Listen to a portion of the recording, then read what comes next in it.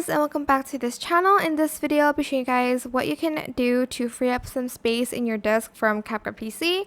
So I'm just going to go to menu and I'm going to go back to the home page. I'm going to go to settings and I'm going to select settings again.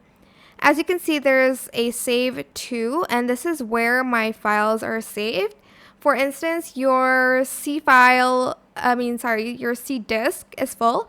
So you're going to select that folder and you're going to, for instance, select like another folder to save it in, like another disk, for instance, disk C. Make sure you select folder. And also where your material is downloaded, you're going to select that as well. Make sure you select auto delete cache. And here in cache size, just press OK and delete the cache size to free up more space. And once you're done selecting the folders, press save and restart your CapCut application.